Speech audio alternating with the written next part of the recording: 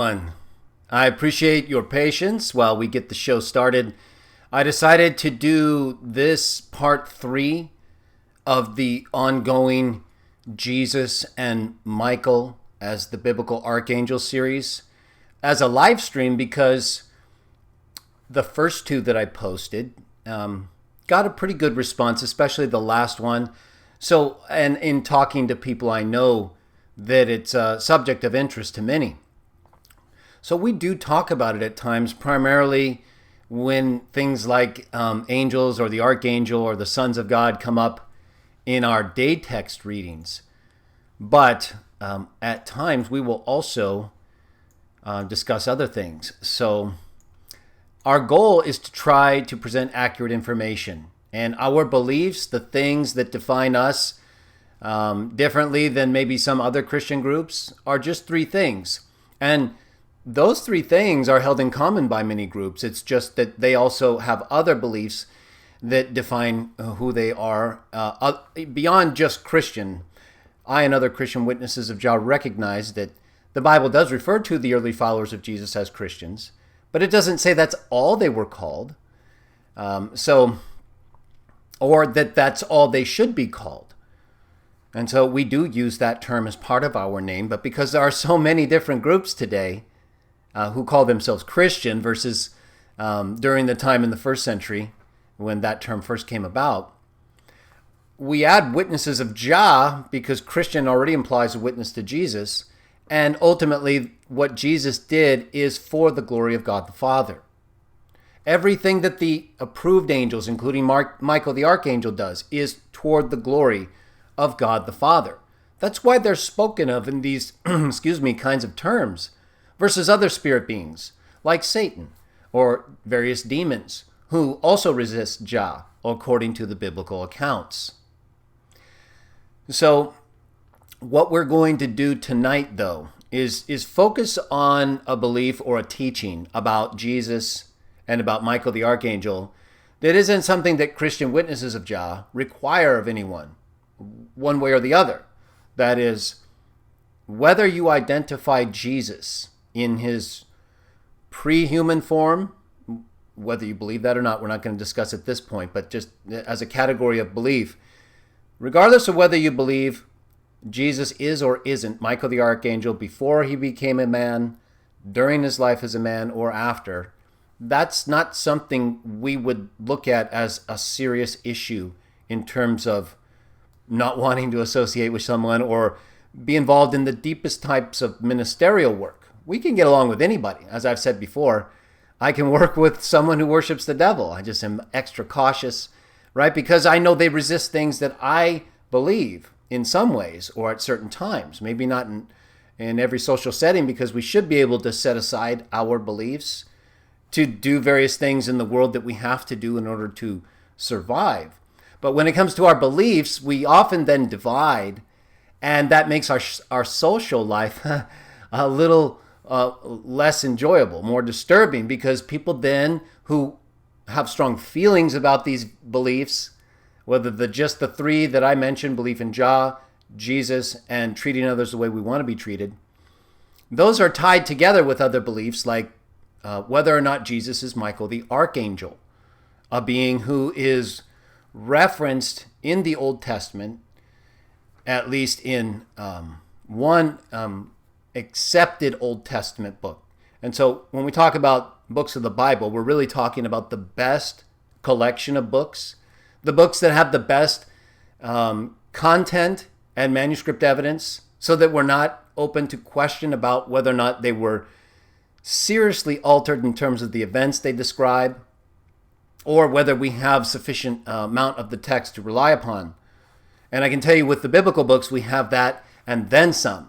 And we have a lot of other good texts as well that give us an insight into the history of the biblical times. Even the Bible writers themselves quote texts. So, for example, Michael is referenced in the book of Daniel, and also in another text that we no longer have in its original form, what's called the Assumption of Moses, that's quoted in the letter of Jude. And so that plus the account in Revelation chapter 12 are really our are three main texts or only texts from the biblical books where the name Michael is specified in reliable manuscripts that are used. But as you're going to see, I mean, there are not a lot of angels who are named in the Bible at all. There's really just Michael and Gabriel, and in many people's view, Jesus, or what he could be known otherwise as the Word or as Michael. But either way, angels are not often singled out. They're often described in ways that are meant to cloak their name, except for special purposes and accounts like in Daniel, as you'll see. But early on, especially, like in Deuteronomy or in Judges, when various angels would appear in special accounts, they wouldn't reveal their name. They would be known as the angel of Jehovah or as the prince of the army of Jehovah. But in Daniel, you have at least two that are named, Michael and Gabriel. So we'll take a look at that. I don't want to get too deep into it and start describing things that I want to discuss as we read the account. But those two are mentioned in Daniel. So the question is, and as this video is designed to discuss, is Jesus Michael? We don't really ask the question whether Jesus is Gabriel, because as you'll see, Gabriel isn't really presented exactly in the same way that you would expect potentially Jesus to be. Although he's not very far off, or at least one of the beings that is described. There are several, but it may ultimately just be Michael and Gabriel, and I'll explain to you why. So let's take a look at a couple of texts that'll help us answer this question. And then I'm going to get to your questions. I've read the ones before I started the show, and then I'll look for others that are asked since. You may have to repost some, though. Again, I've read the ones before the show, and so I should be in most of my intro addressing at least some of them. And any that I don't, I'll address after we lay some context, right? We have to have context. So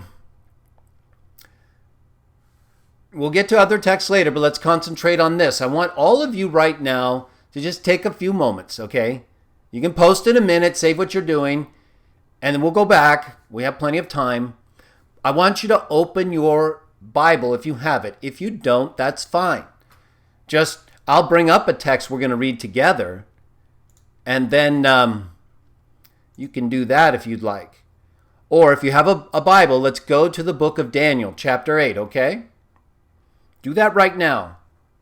Try to take a break from commenting for a moment. And let's take a look at Daniel chapter 8. And we're going to read just a couple of texts. So Daniel 8, 1. And then I'm going to move around from there. I'm just starting with verse 1 so we can lay some context, okay?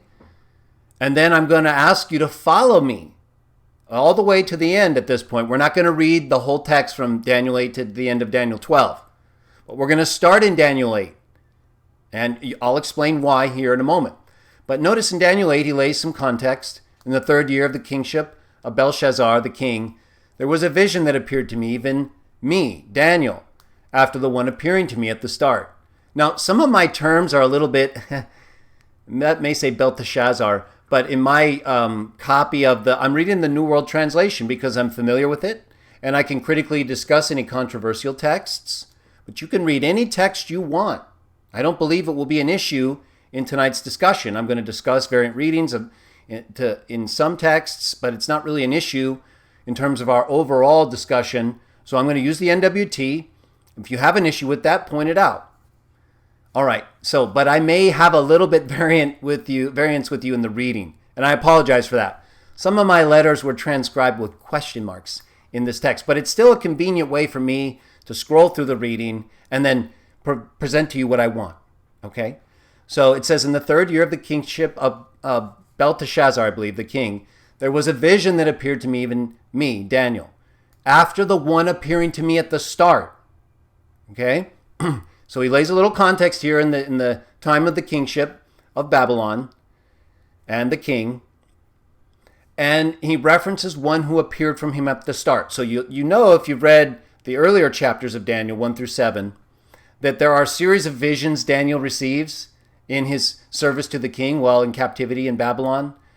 And so there are famous accounts in the book of Daniel that many people are familiar with, but that maybe they haven't read in detail in the text. So I encourage you to do that. But a lot of it is vision material. Visions of images and kingdoms and beasts that if you understand in the context of the Bible, make a lot of sense, and history. But then I'm not going to get into detail tonight, because our focus is on these beings, the one appearing to me at the start. Now, it's not really clear who that is. But like I said, he's given a number of visions all throughout the earlier chapters of Daniel. So some being is giving him these visions.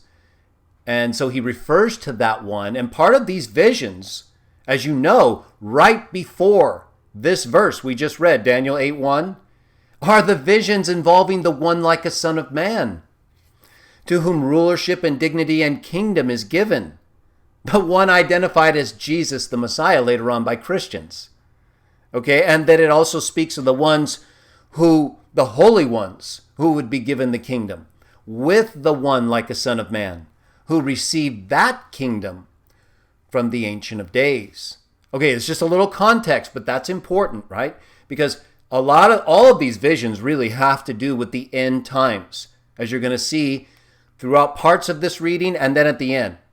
These are visions that are applicable to parts of the past and the time of Daniel, but also after and to the end, the very end.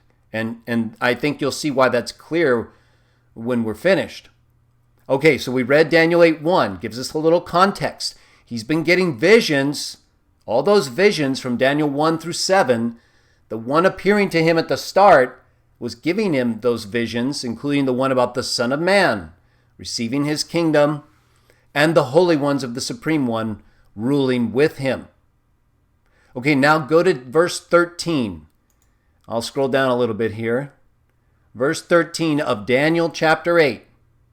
We're going to read 13 through 19. We're not going to do a ton of reading, but I'm going to read portions, and I'm going to skip a lot of the image material, the visions and stuff involving the horn and the horns.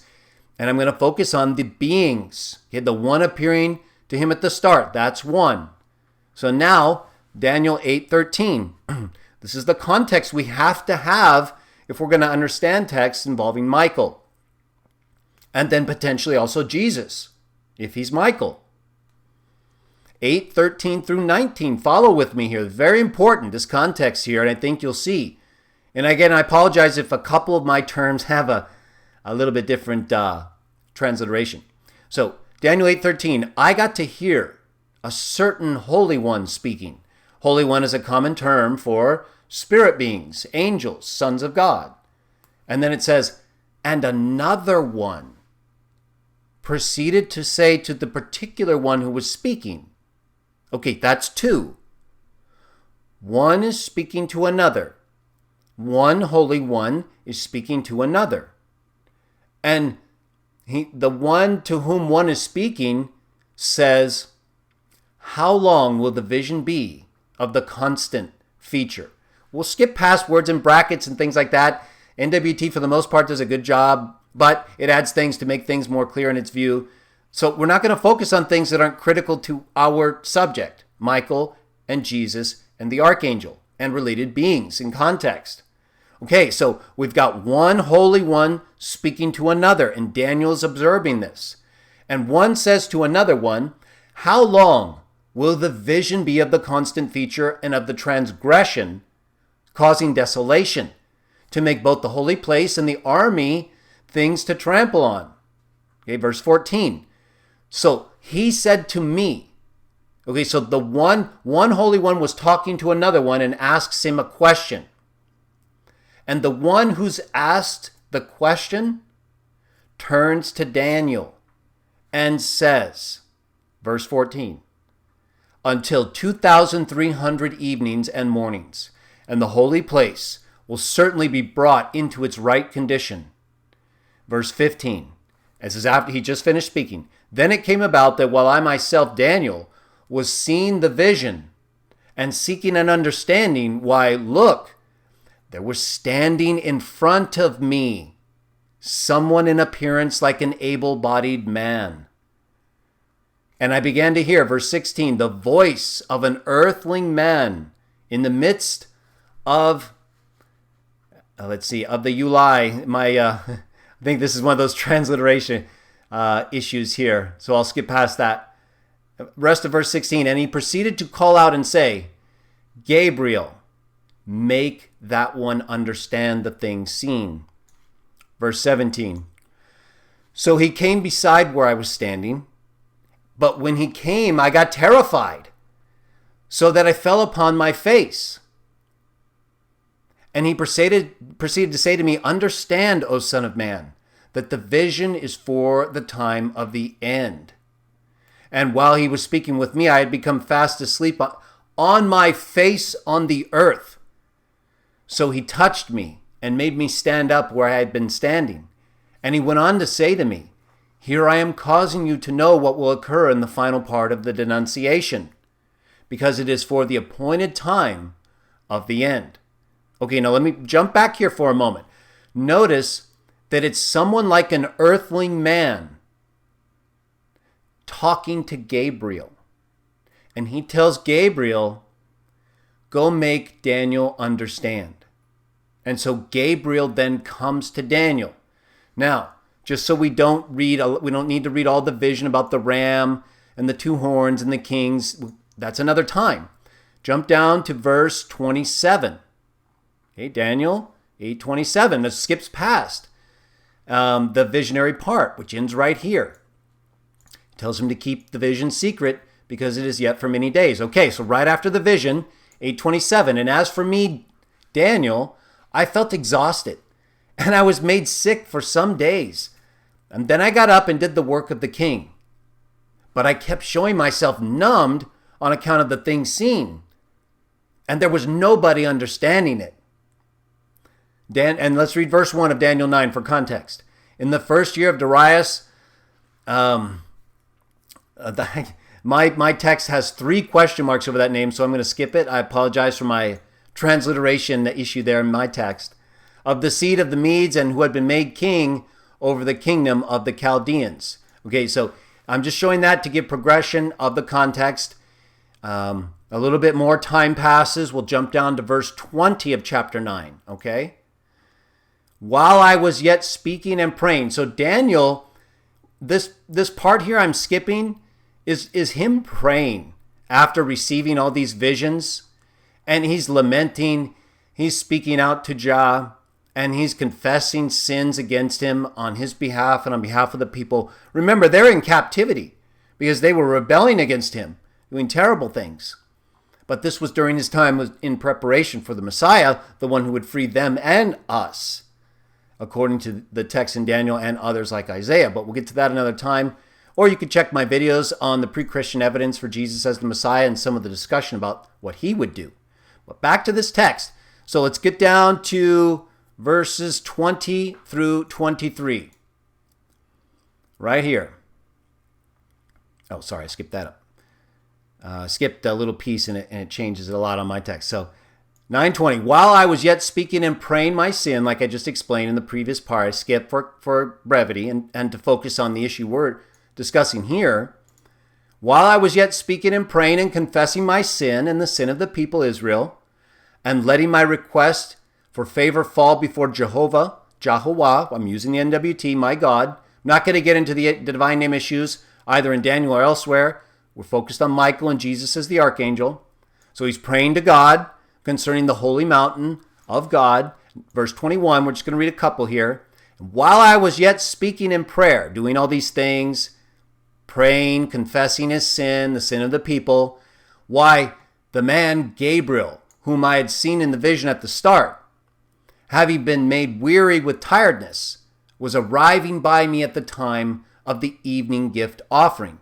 So you have Gabriel now appearing as a man, just like the man, or the man-like voice that spoke to Gabriel and told him.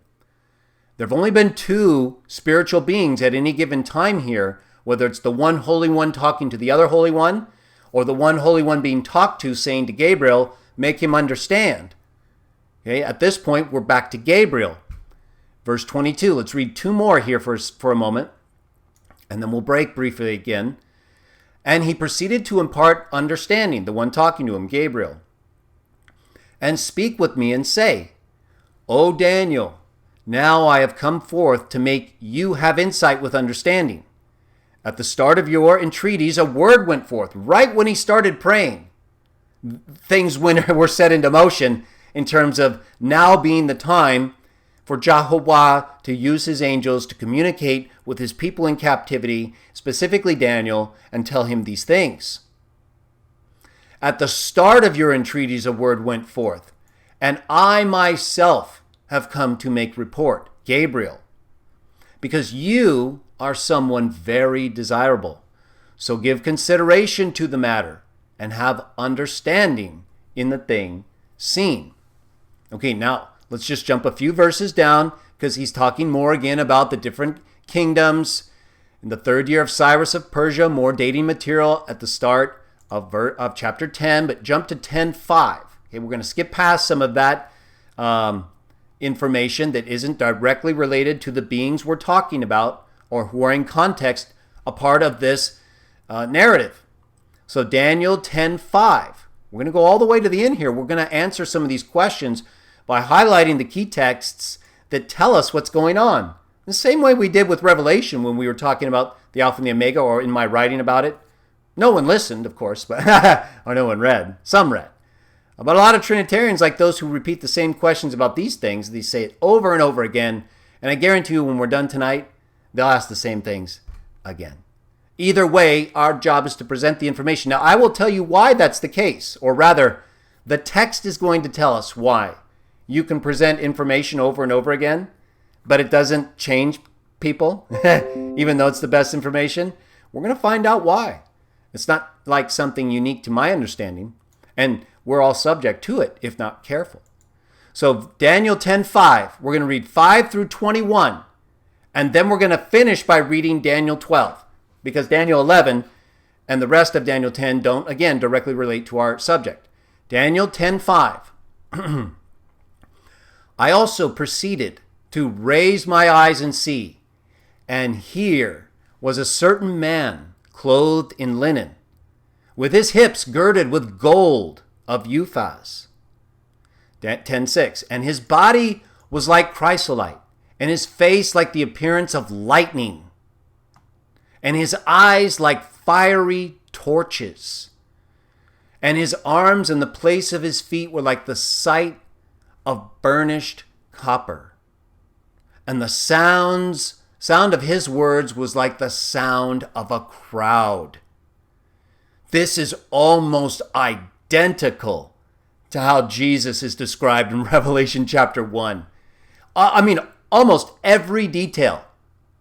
And even the sound of his voice, like the sound of many waters, very similar in Revelation. But in terms of the gold belt and his eyes being fiery torches, his feet being burnished copper. And remember when I talked about, I said probably the rest of his body too. Here it says their arms were visible, and his feet burnished copper.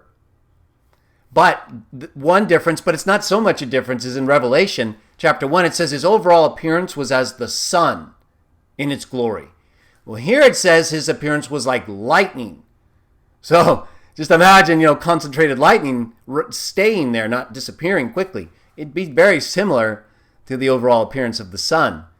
So we either have right here an appearance of Jesus, or of another son of God who is just like him, and they are described, the different spirits, in ways that are similar. Of course, they're spirits, and they're also described in ways that are different.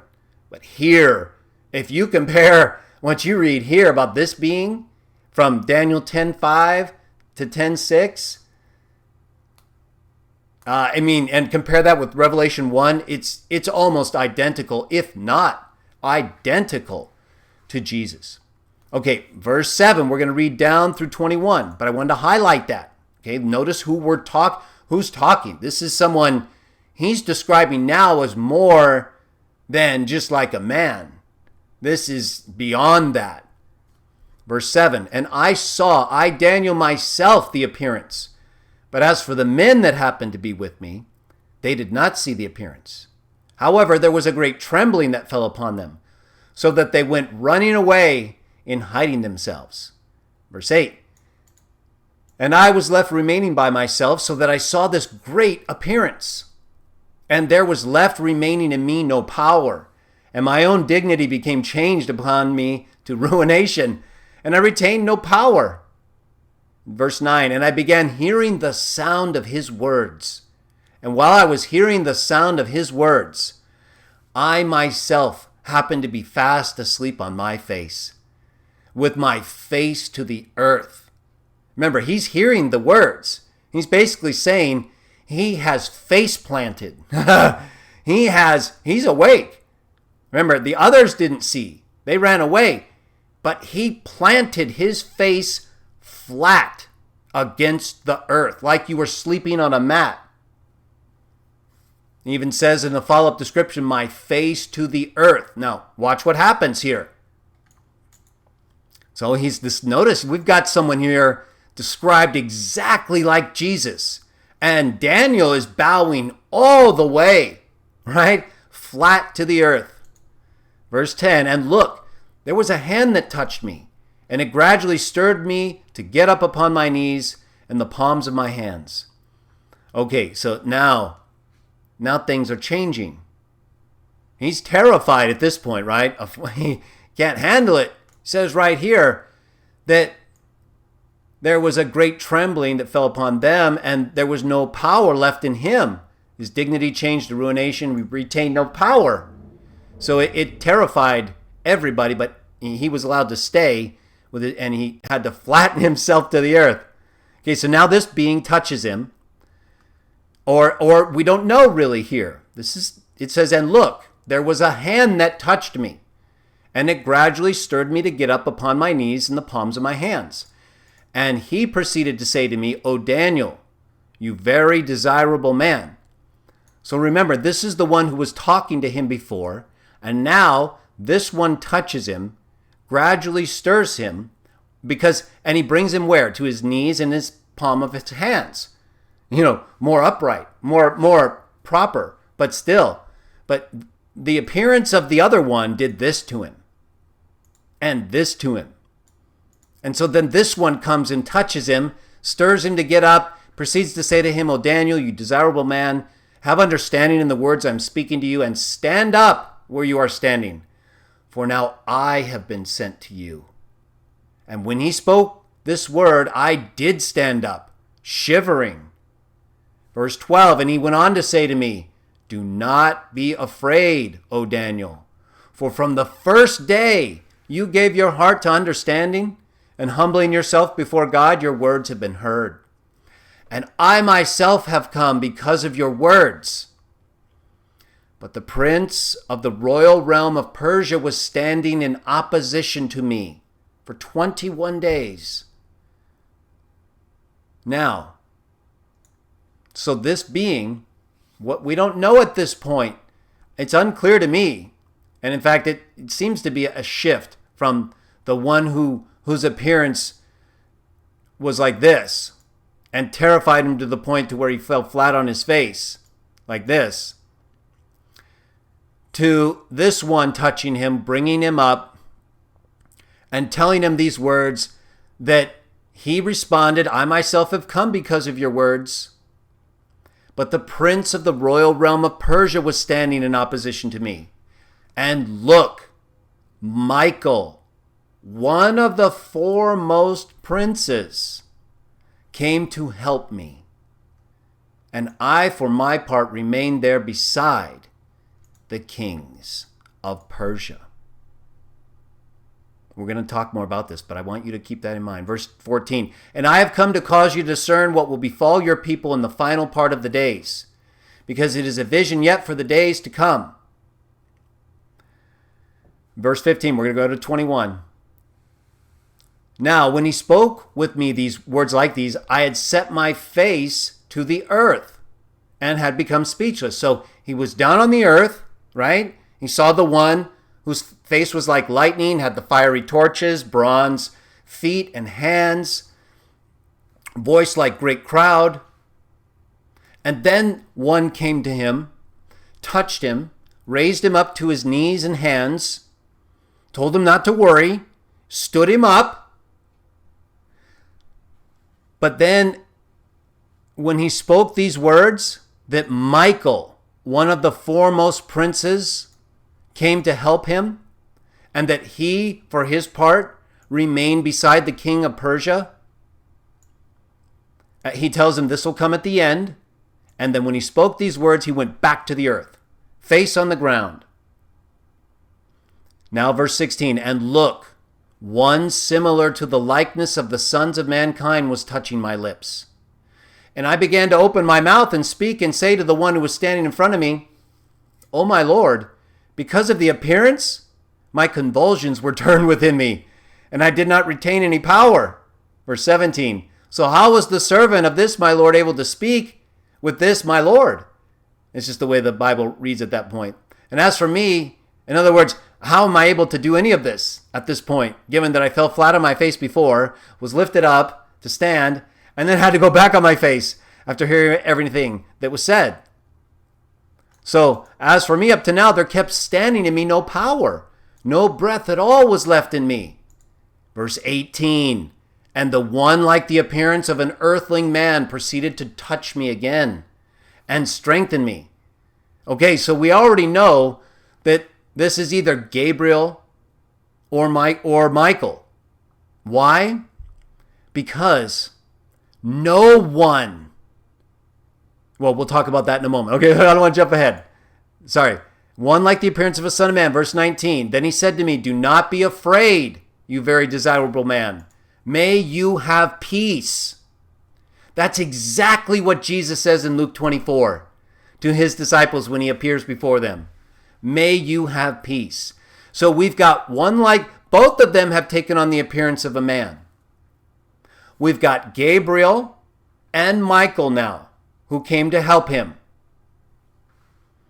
And one earlier, who was like a man, like an earthling man, told Gabriel to go tell him the interpretation and the meaning of it, of the vision. So we've had these two holy ones talking to each other. And here they're named. We read that Gabriel was the one sent and was the one talking to Daniel. And then we read that the appearance was so frightening, he couldn't stand. Then we read that one touched him and raised him up so he could stand. But it was still too much for him. And then it was the same one, because it says, look, one similar to the likeness of the sons of mankind was touching my lips, and I began to open my mouth and speak and say to the one that was standing in front of me, oh my Lord, because of the appearance. Okay, we read that. But this part right here, it was verse right here, 18. And the one like the appearance of an earthling man proceeded to touch me again. Okay, so it was the same one who up here, I'm pointing this, it's very important because up here, remember that this one is described almost identically to Jesus in Revelation chapter 1, if not identical. And then he's terrified, and then either that same one right here or the other one of the two that are here touched him and made it easier for him in order so he could stand and understand, because of his prayer to God, the things that were to come. And so he says he wanted to come, but the prince of the royal realm, he says, I myself have become because of your words, but the prince of the royal realm of Persia was opposing me. And then Michael, one of the foremost princes, came to help me. And for my part, I stood there by the kings of Persia, who were being used obviously by the prince of the royal realm of Persia, the actual kings. And so here again, so he spoke these words, his face goes to the earth, and then it says, look, one similar like this to the Son of Man was touching my lips. And then the same one, the one in appearance like a son of earthly man, proceeded to touch me again. I'm saying that so you know it's not a different one, okay? We've got two beings here the whole time.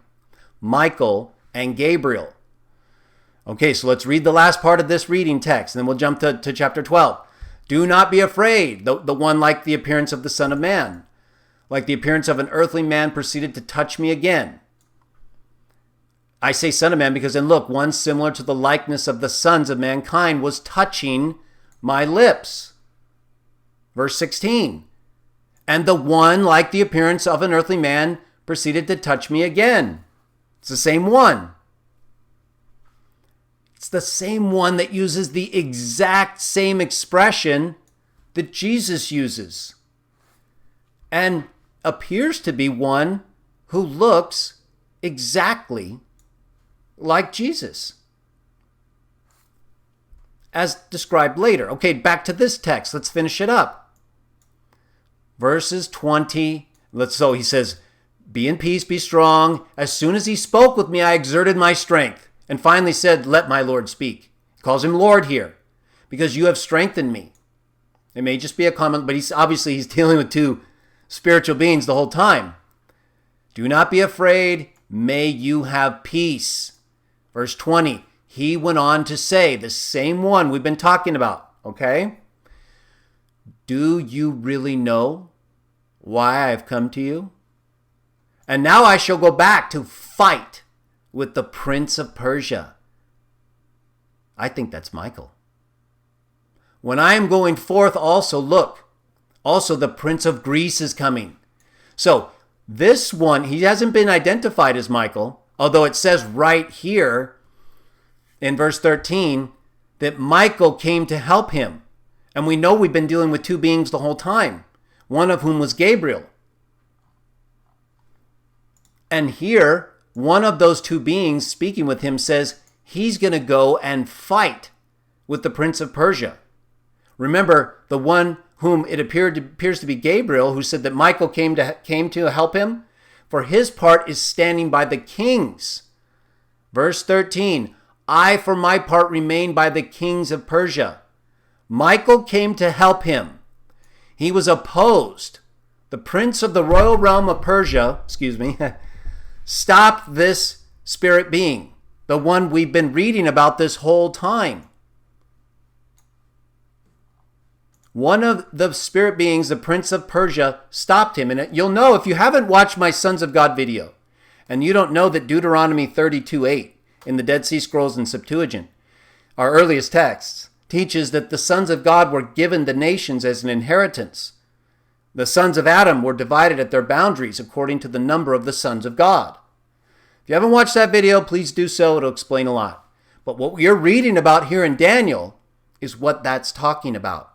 The division of the kingdoms and the nations according to the boundaries of the sons of Adam. And so you have the prince of the royal realm of Persia. And he's standing in opposition to this spirit being. Either the one who looks exactly like Jesus, according to Revelation 1, or the one who is also identified as someone like an earthling man, like someone like in the likeness of the sons of mankind. And he does it again as the account goes on. So then in verse 20 right here, so he went on to say, do you really know why I've come? I'm going to go fight with this prince of Persia. And when I go forth, the prince of Greece is also coming. Now, the other spirit being says he's remaining beside the kings of Persia. This is Michael right here. He's been here the whole time with Gabriel. That's what Gabriel says right here. Michael came to help him. He's with him as they're appearing to Daniel. This is him right here. He looks exactly like a son of man. And verse 6, he looks exactly like he does in Revelation 1. I'll talk about that more. Okay, let's just go with me here for a second. Last verse. However, I shall tell you the things noted down in the writings of truth, and there is no one. The Greek text says oudes, no one holding strong with me in these things but Michael, the prince of you people, your prince. the prince of you people. Now, here, he's called one of the foremost princes. He's not called an angel here. It uses the Hebrew term hasarim. And it calls him one of the first. One of the first ones. Rishon, I believe, is the term used. Or a form of that word, rishim, which would match the form of the term for princes, hasarim. So, he's one of the first princes that are described or referenced in Deuteronomy 32:8, to whom the nations were appointed as an allotment. The sons of God were given the nations, the boundaries of the sons of Adam. He's one of the first ones.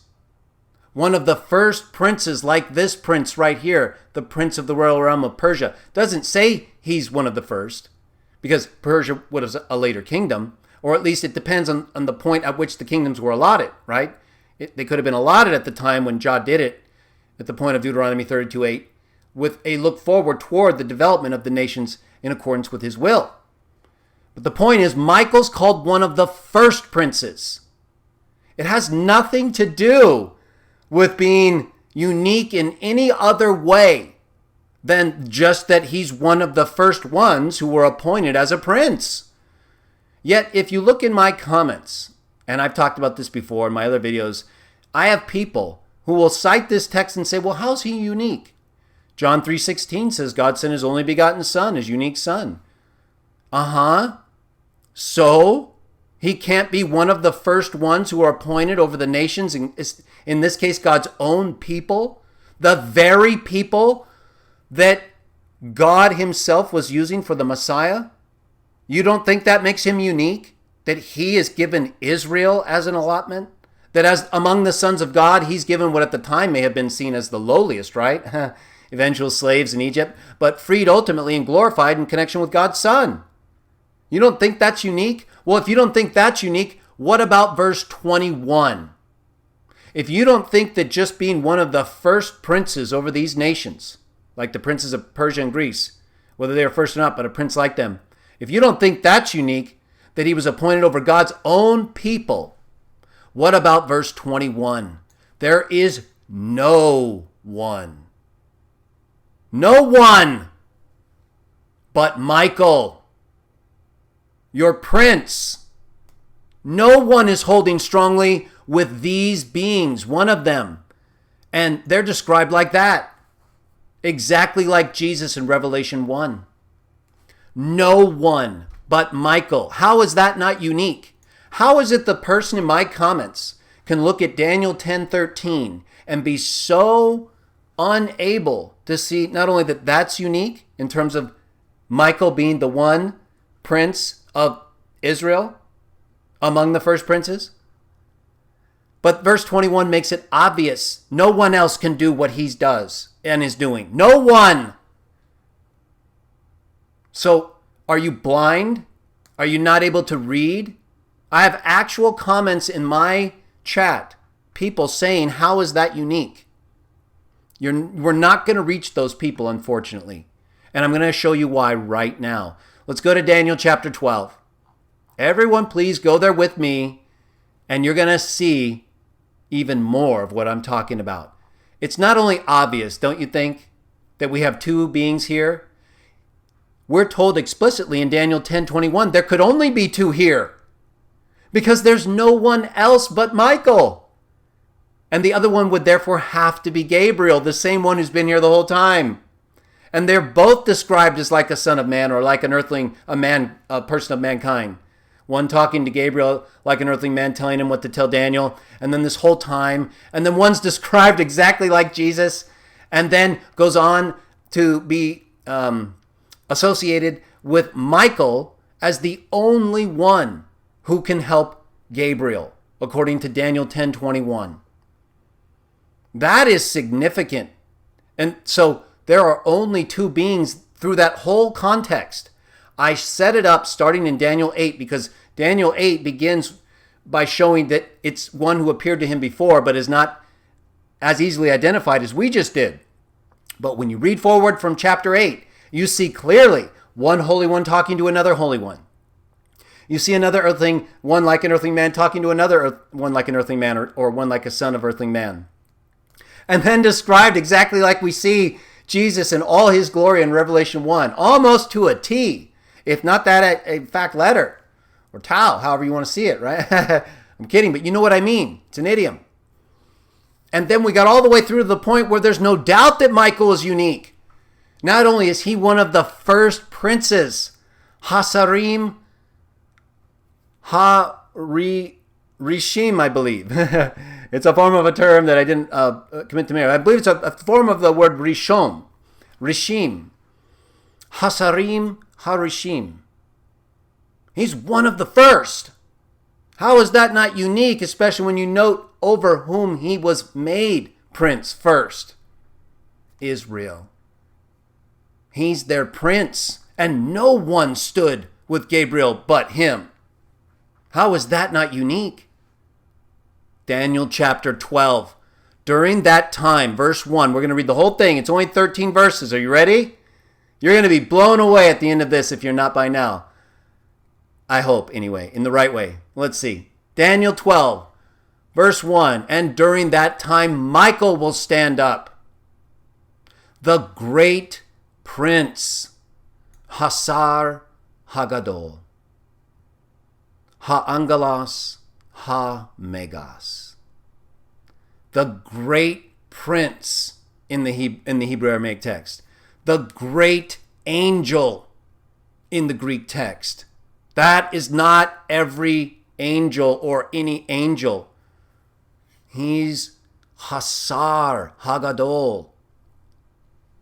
Michael is standing in behalf of the sons of your people. And there will certainly occur a time of distress, as has not been made to occur since there came to be a nation until that time. And during that time, your people will escape. Everyone who is found written down in the book. Now, let's just verify that we're not talking about a period of time in the past here, but a special time in the future, even still consistent with Revelation. And so that Michael's standing up here is not just some event in the past relative to these times of Daniel or of these visions, these early ones. Let's read the rest. And there will be many of those asleep in the ground of dust who will wake up, these to indefinitely lasting life, and those to reproaches and to indefinitely lasting abhorrence. And the ones having insight will shine like the brightness of the expanse, and those who are bringing many to righteousness, like the stars to time indefinite, even forever. And as for you, Daniel, make secret the words and seal up the book until the time of the end. Many will rove about, and the true knowledge will become abundant all over the place. Verse 5, and I saw, Daniel, and look, there were two others standing, one on the bank of the stream and the other on the bank there of the stream. Then one said to the man clothed with linen. So again, we have two here. Who above the waters of the stream? Who was up above the waters of the stream? How long will it be until the time? How long will it be to the end of the wonderful things? Okay, let's stop here for a moment. Once again, just like through the whole context, we have had two. We are verified that it's only two because Gabriel says in Daniel 10:21, no one else would come except Michael. And then he sees two here, one up high and one down by the stream. One by the stream and one above the waters of the stream. And one's talking to the other, just like we read earlier, asking him about these things. And he says, I began to hear the man clothed with linen, who was up above the waters of the stream. And he proceeded to raise his right hand and his left to the heavens and to swear by the one who is alive to time indefinite. It will be for an appointed time, and appointed times and a half. And as soon as there will have been a finishing of the dashing of the power of the holy people to pieces, all these things will come to their finish. Very similar, this swearing here by heavens and the one who is alive, to the angel who does the same thing in Revelation. Let's read the rest, only a few more verses here. As for me, I heard. He's talking about the two beings here. but I could not understand, just like earlier. So I said, O my Lord, what will be the final part of these things? And he went on to say to me, Go, Daniel, because the words are made secret and sealed up until the time of the end. This is the one by the stream. The one above the waters of the stream is the one who was communicating him. Just like earlier, the one with the earthly man voice was telling Gabriel what to tell Daniel. It's the same two the whole time. And he went on to say, Go, Daniel, because the words are made secret and sealed. Verse 10 through 13. This is our final reading, and then we'll talk about some other things. And then we'll wrap it up. Many will cleanse themselves and whiten themselves. Very similar to Revelation 7. Wash and make our robes white in the blood of the Lamb. And the wicked ones will certainly act wickedly, and no wicked ones at all will understand. But the ones having insight will understand. Remember I told you we would see why it's like we can tell people the answer over and over and over again, and they don't hear it. They'll ask the same question. You could show them the verse. They won't read it. That's why. Verse 10. No wicked ones at all will understand, but the ones having insight will understand. Last three verses. And from the time that the constant feature has been removed, and there has been a placing of the disgusting thing that is causing desolation, there will be 1,290 days. Happy is the man that is keeping an expectation of the one who arrives, the 1,335 days. And as for you yourself, go toward the end, and you will rest. But you will stand up for your lot at the end of the days. That's exactly like what we read in Revelation chapter 20, where everyone is brought back up and then judged. And then from there we read of what takes place after the new heavens and new earth are established. So Daniel describes Michael as the great prince, Hasar Hagadol. No one else is called that. He's called the Archangel in Revelation chapter 12. The only other person in the Bible who's described as the Archangel is Jesus in 1 Thessalonians chapter 4, verse 16. Where Paul says Jesus will descend from heaven with a commanding call, with God's trumpet, and with an archangel's voice. All three of which are associated in other biblical texts like John 5, chapter 5, with Jesus raising the dead, or the dead being raised, which is exactly what Paul's talking about in 1 Thessalonians chapter 4. That's why he's describing Jesus as descending with an archangel's voice. He's raising the dead just like he said he would according to John 5. It's his voice. He's right here with Gabriel as Michael. There's almost no doubt about it in my mind, even though it's not like a requirement, because he's associated with everything taking place toward the time of the end. He's the Prince of Israel, the great prince, one of the first princes, and the only one who could help Gabriel stand against the prince of Persia. And the prince of Greece, it looks like, would come against him, probably to help the prince of Persia, to try to suppress Israel. You see, they know, and they knew. But John knew too. And that's why he assigned Michael to stand up on behalf of the people of Israel and all people during the time of the end, as Daniel makes clear. And all those who are written down in the book will escape, just like it states in Revelation. There's no problem with Michael being one of the foremost princes in terms of that taking away from him being unique. That just means he's been given an allotment that is unique because he's the only one given it, right? He's not sharing as the prince with Israel with anyone else. He is assigned that role, like the other sons of God were assigned their roles. How is that not unique? It doesn't matter that he's among other sons of God who have different nations. He's got the best one, even if they thought they did because of all the gold and whatever. Jah knew and he knew, and that's why he was assigned Israel. There's nothing wrong. In fact, It points to him as one of the foremost, that is consistent with Deuteronomy 32:8, of those sons of God who were given authority over these nations. Michael is further described as unique in the very same chapter by the very same being who said that Michael was one of the foremost princes. He said that no one else could help him. So clearly Michael was stronger than all of them. He could even take on the prince of Persia and Greece at the same time and not violate Jah's law. Some people like to bring up things like Jude, where it says that Michael didn't bring up an abusive terms, a rebuke to Satan over Moses' body. And then they'll point out that Jesus rebukes spirits while he's on earth.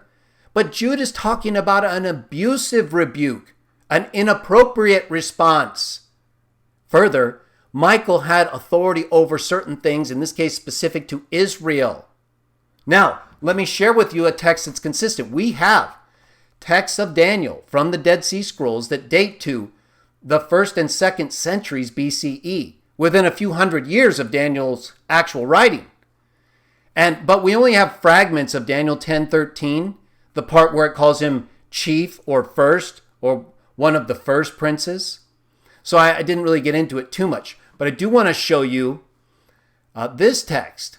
Okay, this is a copy of P967. And this is probably our earliest Greek witness to Daniel, earlier than the Codices text, the Codex Sinaiticus Vaticanus, that in Isaiah 9, 5, and 6 called Jesus an angel, the angel of great counsel, but we'll talk about that another time. Here, though, in Daniel, according to the text, this is the text of P967, dated to the 2nd to 3rd century, so the 1st and 200s, potentially a text. Well, maybe not that the Christians of the 1st century would use, but right around that time, and maybe. But notice right here, the first line of this text, dated to the 2nd and 3rd century CE, so used by the Christians within 100 years of Jesus, and possibly also Jews. It says right here, this top line below the heading, eis ton archonton, ton pro ton. One of the first, one of the prince, one of the chiefs of the first. So it calls him one of the chiefs or one of the princes, one of the rulers of the first. So one of the first rulers, one of the primary rulers. There's nothing ununique about that. He's the primary ruler of Israel, their prince. Hasar Hagadol, Ha-Angelos Ha-Megas. Daniel 12:1. The fact that he's one of the chief princes of the nations, because he's assigned like the other sons of God, these different boundaries of the children of Adam, that does not in any way suggest he's unique or unfit to be like Jesus. Jesus had to give up all of his authority and become like a man. He gave up the form of God, according to Philippians 2, and became the form of a man. John 1 says the same thing. So nobody believes Jesus is an actual angel while he's a man, unless we're going to apply the secondary sense in which angel can be used for humans as well as angels, and that is of a messenger. And there's no one who was described as sent forth more than Jesus. So functionally, he's clearly an angel, but a man while on earth. And we believe he's also described as an angel here in texts like Daniel, but in his role as Michael, Israel's prince, not as Jesus of Nazareth. Okay, that these are assigned roles relative to other sons of God in their roles, and they have various levels of authority. Michael had authority, according to Daniel 10:21, no one else had. Now let me share from you another text. So Daniel, our earliest text, this is from the 2nd, 3rd century. This is a Greek translation. And we have that, and we have Theodotion, a Jewish translator of the Hebrew text that some date to the 1st and 2nd centuries. So we have two versions of Daniel and the various texts of Daniel. But there's consistency in these texts. And we have fragments of Daniel before Jesus, like I said. Many texts. It's just very fragmentary in Daniel 10:13 in 4Q112 and 4Q114. The two texts that do have part of Daniel 10:13, but just very fragmentary. Now, so those texts I just referenced, but that have only a part of Daniel 10:13, dated to the first 200 2 centuries BCE, that's the same date as the War Scroll, another text from the Dead Sea Scrolls, or in this case from the Dead Sea Scrolls, it's known as 1QM. Let me just read one text for you from column 17, verses 7 through 8. Now, notice what they were reading, okay, in this text, in addition to what we read in Daniel about Michael. Okay, this is from the War Scroll, a very famous text from the Dead Sea Scrolls. And here's what it says. This would have been a text that's dated to and written around the time of the text we have of Daniel. It says in column 17, 7 through 8, I'll put this in the description later, he will cause the covenant of Israel to shine in joy, peace and blessing to the lot of God. He will exalt over the other divine beings the authority of Michael and the dominion of Israel over all flesh. And then in verse 6 it says, he has sent an everlasting help to the lot whom he has redeemed through the might of the majestic angel. He will set the authority of Michael in everlasting light. And then it goes on to say he will exalt him over all the other gods. It translates divine being, but it uses the word for gods there. He will exalt over the gods the authority of Michael. That's exactly what we see happening. When in Revelation chapter 12, it's Michael, not described as Jesus or the Word. It's Michael who fights with the devil. It says Michael and his angels. Just like Jesus says, I, Jesus, sent my angel. Only Jesus and Michael are described as having angels in addition to God. So the concept's consistent with Michael as Jesus and with Jesus as a God, like he also defends using the sons of God texts in John 10, is consistent with everything from that period as it relates to the Jewish understanding of biblical texts involving Michael and these other spiritual beings. But it's Michael who, before Jesus actually comes and after, according to Revelation 12, that is involved with the most significant things related to the end times. And no one but Michael could help Gabriel against the other princes. In fact, either Gabriel or Michael, and I believe it was Michael, Michael is described in Daniel 10:6 almost exactly, if not exactly like Jesus in Revelation 1. I mean, it's unbelievably exact in my opinion. And then another one, it looks like Gabriel has to become more like a man in order to have Daniel deal with the whole situation, because he became so weak due to the appearance of that being, whose eyes were like torches, face like lightning, feet and hands like burning copper, golden belt, just like Jesus in Revelation 1. So all of this information that tells us about Michael as a first prince, as the great prince, as Israel's prince, as the one that was the only one who could help another angelic being deal with these other princes of these kingdoms in according to the allotment of the sons of God, consistent with Deuteronomy 32:8. You can watch my Sons of God video, as I mentioned before, on that.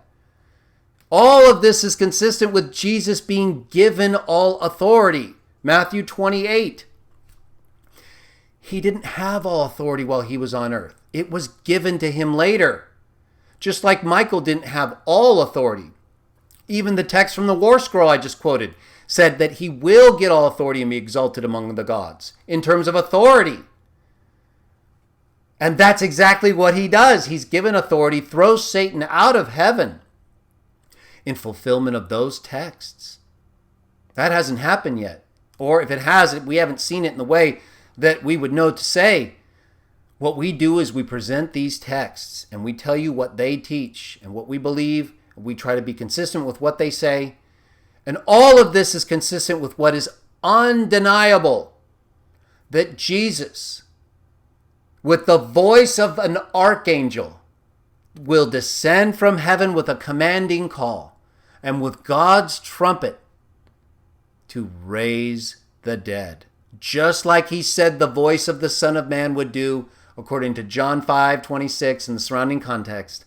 All of this fits exactly also with what we read in the text of Daniel, not just with all of these other things and him standing up and with Gabriel, but notice this, during the time that it will occur that would not be like any other time since there came to be a nation. And we know that sounds just like Jesus when he described the same time. But notice verse 2, there will be many of those asleep in the ground who will wake up. These to indefinitely lasting life, and these to reproaches and indefinitely lasting abhorrence. Michael is standing up during the time when the resurrection is occurring. And these people are being judged, all of us, because the voice of the archangel is bringing us up from the dead, just like Jesus said it would, just like Paul believed and taught that it would. And that's why I and other Christian witnesses of Jah believe that Jesus is Michael the archangel. But it's not a requirement. It's not something like we force people to believe that Jesus is the ruler of the angels, but that's not inconsistent. That's not inconsistent with other texts, because even Jesus says that he has his angel, Michael has his angel. They fought with the dragon has his angels. The dragon had authority with Jesus on the earth. Remember, he told him in Luke 4, all authority has been given to me. So how could Michael have it in Daniel? He couldn't. He only had authority over Israel in according with God's purpose and the allotment of the sons of God according to the children of Adam, Deuteronomy 32:8. And so he could stand against these other princes and their realms in order to make sure that the purpose of God was fulfilled. And he did. He arrived when the other princes were fighting against Gabriel. And Michael pushed them back and stood up as the great prince and will continue to stand, as it says here, all the way to the end, when Daniel himself will stand up for his allotment at the end of the days. I'm highlighting the verse right there. And I meant to highlight it here. During that time, the time will not be like another nation before it, very similar to what Jesus says. So all of this is consistent with 1 Thessalonians 4:16, with Revelation chapter 12, and with Jude, where he's described as disputing with the devil over Moses' body. Michael was back there. He was the angel of Jehovah, guiding the Israelites, their prince. You think there was another angel doing that? No, Jude says it was Michael fighting against the devil, resisting him. But he says he didn't abusively rebuke him. He rebuked him. He said, may Jehovah answer you. That's a rebuke. It's the best kind of rebuke, because it's a rebuke that isn't from you, but that rebukes him so that he knows the one who's going to give him that rebuke. The best kind. That's why Jesus said it is written. He quoted God's word. He didn't say from his own. He spoke only what the Father told him. He did exactly like he did with Moses' body. May Jehovah rebuke you. I say only what the Father tells me to speak. It's the same thing. He's just in a different form for a different purpose, because he's giving his life in fulfillment of the texts that were preserved through the very people he was protecting as the great prince who fought with the devil over Moses' body, who stood up with Gabriel against Persia and Greece and their princes when no one else could, and who is going to stand up for everyone, including those who have fallen asleep in the ground, even Daniel himself, at the end of the days.